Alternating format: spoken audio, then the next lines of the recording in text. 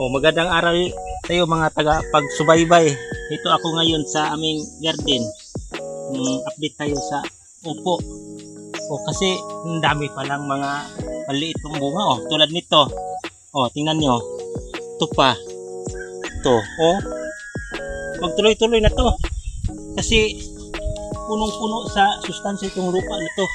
Kaya nilagyan namin ng kakawati noong una. Ito. Dito pa daming bunga. Tingnan nyo. Dalawa sa isang tangkay. Ito. Dito pa. Ito pa. Kadikit. Tingnan nyo. Ito pa. Ito. Yan ang nangyari kapag nilagyan natin ng daming sanga ng kakawati at dahon. Dito. Ito. Tingnan nyo. Apat na.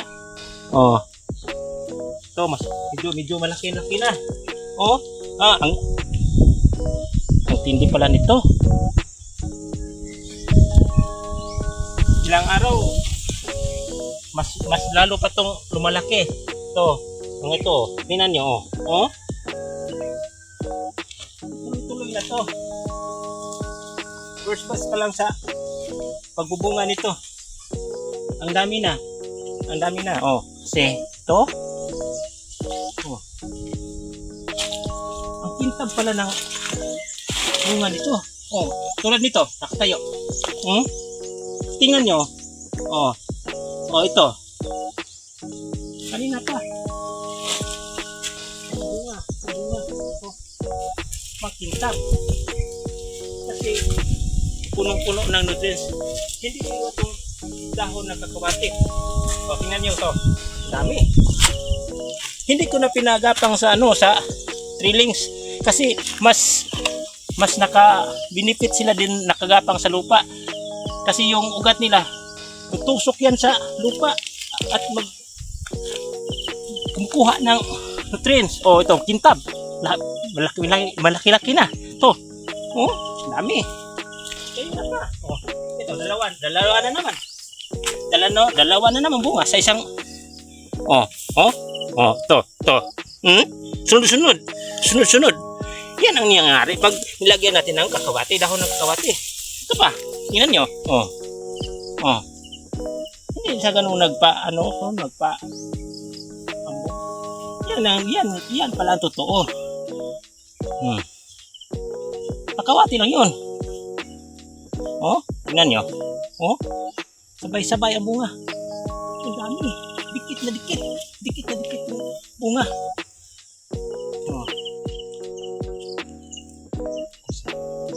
Yun sa malayo. Ang daming bulaklak. Ilang puno lang to. Hindi ako nagkamali. Yung puno nito 15. 15. Sorry, 50 pala. Hindi na tayo makalakad sa gitna kasi ang dami pang mga maliliit na bunga. Dito lang tayo sa gilid.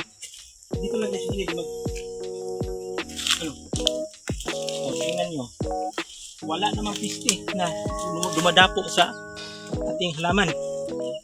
Yun ang palatandaan na hindi kaya sa piste magdapo sa tanim. Kasi pag dumapo sila, hindi na kaya ang amoy ng kakawati. Ibang-iba yung kakawati pag organic yun. Masigla ang bunga pag kakawati ang ilagay nyo. Tingnan nyo. I think yung kakawati na inilagay ko mula sa pag-umpisa sa pag-trabaho ko dito. Pang-3 pa. Yung masanga, dahon. Nilagay ko na ganyan. Nilagay ko na lang para gapangan ng upo. Yun ang resulta. Hindi na tayo makalakad sa dihan sa gitna.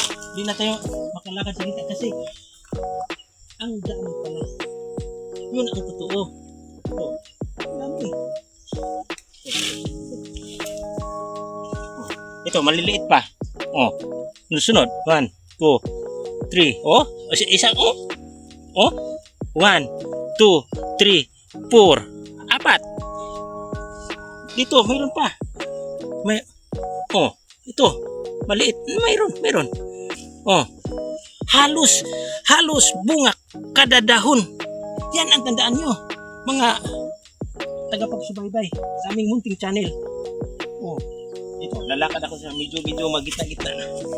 Oh, ito, bunga. Nandyan. Dito. Ano, tingnan nyo. Oh. Oh. Pag magtanong kayo, anong kulyar ang ginagamit ko? Ang ginagamit ko ay organic na naman. Kasi, yun ang pasig lang pamumunga pag organic. Ito. Pasig lang pamumunga yan pag organic lahat. Organic ang nilagay sa lupa. Organic ang ini-spray sa dahon. O, bili lang kayo ng mayroong maraming organic na mabibili natin sa Lazada at sa Shopee. Organic, piliin yung organic kasi yung organic hindi acidic ang lupa. Ganito ang bunga. Halos kada dahon may bunga. Tingnan nyo. Tuloy-tuloy yan. Magtuloy-tuloy yan. Oh. Tingnan nyo. Natuwa ako kasi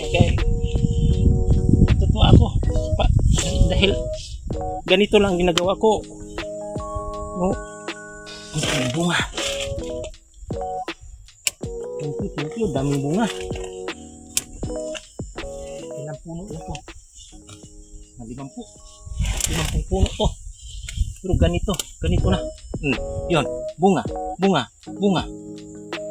Oh, tingnan. Pero may trilings to, hindi ganito ang bunga. Yun, tingnan nyo. Oh. Uklatin yung dahon. Uklatin nyo. 4 yan. Oh. Dito. Andyan. Bunga yun. Dito mo yan. Kasi ang palatandaan pag tutuloy ang bunga, makintab. Pag hindi makintab, maputla ay hindi yan tutuloy. Ang kanagandahan nito, wala naman akong nakita kahit isang o piste na dumadapit dito. Kasi takot sila sa baho ng kakawati.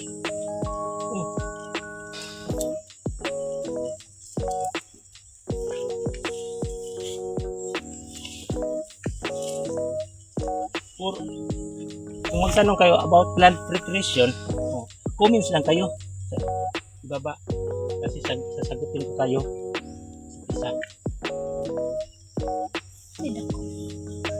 Saan? May malaki. Oh, may malaki na. Malapit na ito harbisin. Oh, tingnan niya.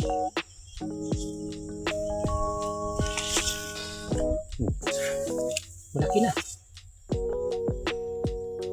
Meron pa nito. Meron pa sa ilalim ito. Huwag mo na dalawin. Nasa gitna. Kasi, malaglag yung bunga pag ginagawa mo na ito. Maapakan yung sanga niya. Kunti ingat lang. Pag naapakan ang sanga, mabibiyak yun. Saka hindi na magbunga. Ito naman kalbasa ko. Hindi pa namumulaklak. Yung nilagyan ko ng watermelon. Ganda naman ito. Ito ng update. Yan lang muna mga tagapagsubaybay sa aking munting channel, Solar and Gardening. Comments lang kayo pag gusto kayong mag-upload ako ng panibago, yung sa solar na naman. Comments lang kayo.